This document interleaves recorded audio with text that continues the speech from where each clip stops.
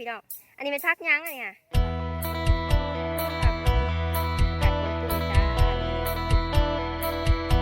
ป้าเนี่ยโบลงไปเอาเองพี่น้องเลยบ่ก็แบบเราคือปันหน้าพี่น้องเปิดออกไปหน้าแล้วเป็นกะเอาป้ามาป้าตัวบ้าใหญ่เดียวเป็นกะทิเห็ดจุ่มปลากินตอนแรกแล้วบ่กินกับผู้สาวสวยก็คือเอื่อยจะไทยเอง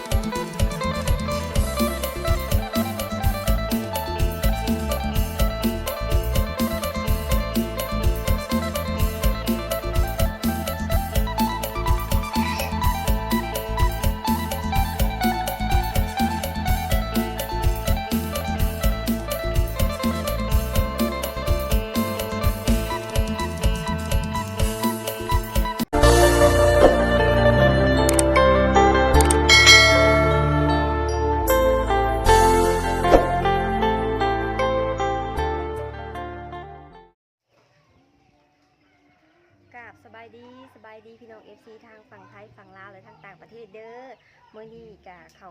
สู่ซ่องชาวไทยชาวลาวคือเก่าพี่น้องเมื่อนี้ชาวไทยชิพาพี่น้องมาบงพักเบี้ยพักคะน้าอะไรเพียงเนาะซึ่งตัวนี้หาชาวไทยกะหมักกินคือการหมักกินแห้งเลยแหละแต่ว่าปลูกกะหวานไป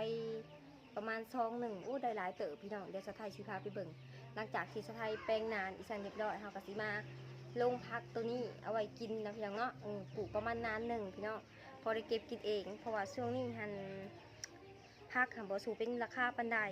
จะโลหาพัน10,000โล20 บาทโล30 บาทประมาณนี้นะพี่น้องเนาะมันพอแต่ขาในพักซื้อ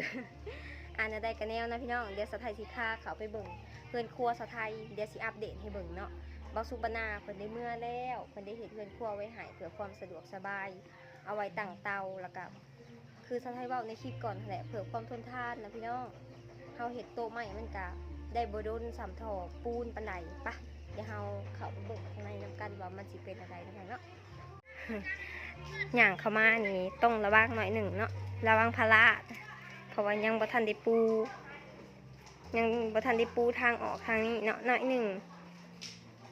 คัดอยู่พี่น้องแต่ว่าน้ำมันก็ลงมาตลอดน้ำมันซึมลงมาตลอดมันต่ำกว่าหมูนะเนาะเอากระปัดบ่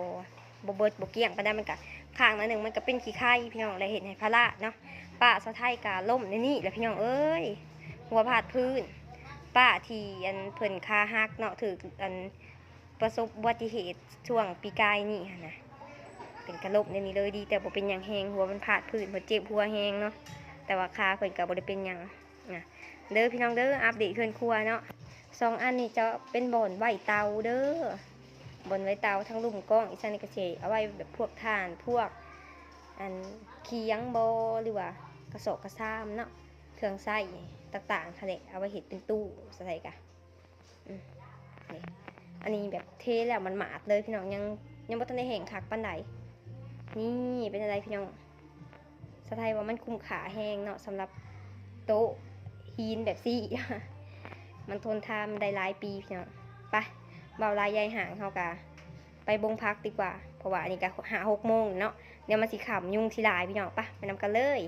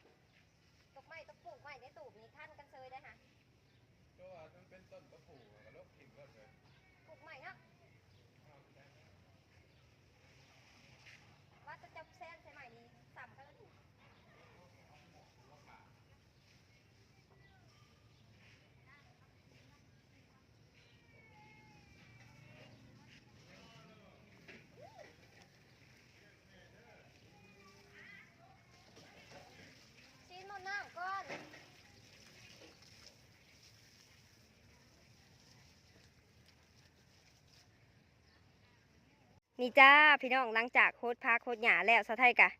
มาสิเฮ็ดอิหยังก็จุ่มปลาเนาะจุ่มปลากับพี่สาวพี่น้องอันนี้เป็นพักหยังอันนี้ค่ะ ผักกวางตุ้ง ผัก กวางตุ้ง ประกาศกวางตุ้งจ้านี่ กระจุ่มปลาแซ่บ ปลาเนี่ยโบลงไปเอาเองอยู่น้องเลยบ่ ๆว่าวหาย บ่เบา บ่สุกบันหน้าพี่น้องเพิ่นออกไปหน้าแล้วเพิ่นก็เอาปลาเข้ามาปลาตัวบักใหญ่พี่น้องเพิ่นก็สิเฮ็ดจุ่มปลากินตะแลงแล้วบัดนี้ กินกับผู้สาวสิสวยก็คือเอื้อยสะไทยเองเก็บสดๆจากสวนเลยเด้อ โอ้ ผักเจ้าของเฮือนปลูกเองเจ้าของซ่องปลูกเองนี่เขาแอบอ้าง อันพักในทงนี่จะเอามาเองบ่ จะผลไม้แซ่บ จะเพิ่นเอามาได้เพิ่นคือสิแม่นเอามาแต่หน้าเลยเนาะนี่ เอามาแต่น้ นี่เด็ดสะไทยกระปุกหลายอย่างพี่น้องเอ้ยไปแจกดอกหมอกดอกไม้หมักเลนหมักเครือหมักแตงอีกแค่กระปุกไปเนาะพอได้เก็บกินดีๆได้ ขาย กิน เด้อขาย ไผสิซื้อเด้เนาะพักสะไทยนี่เหียนซะพักปลอดสารพิษได้นี่มันจังเป็นแนวนี้ฮะเหียนแท้เหียนบ่าโบ บอกฟันผิดร้อยเบิ่งแต่พักหนึง กินแบบปลอดภัยเลยพี่น้องบ่ได้ใส่พุ่นใส่แต่พุ่นบ่ได้ใส่ปุ๋ยได้แล้วก็บ่ได้ฉีดหยอกฉีดยาอีก ปลูกกินเองเนาะใส่เนาะ นั่นแหละมันจังบ่อันตรายมันจังแซ่บพักมันจังหวานหวานคือสะไทยกับโบเนาะ พี่น้องสำหรับคลิปนี้สะไทยสิได้จากลาพี่น้องไปก่อนเด้อผู้ใดที่ว่าเบิ่งจนจบคลิปสะไทยก็ขอกราบขอบใจหลายๆเนาะเดี๋ยวสะไทยลงตลาดไปซื้อเครื่องมาเฮ็ดจุ่มปลาดีกว่าเดี๋ยวสะไทยสิถ่ายเป็นคลิป EP 2ให้พี่น้อง FC เบิ่งเด้อตอนที่เฮาเฮ็ดจุ่มปลาแล้วนะพี่น้องเนาะแล้วก็ขอบใจผู้คนที่ว่าเบิ่งคลิปจนจบเนาะสำหรับคลิปนี้ขอลาไปก่อนเด้อพี่น้องบ๊ายบายโบบ๊ายบายแน่บ๊ายบาย FC แน่ สิไปเก็บตื่มอีกบ๊ายบายหนาสดเด้อนี่ทุกคน หน้าสวยกันยังงาม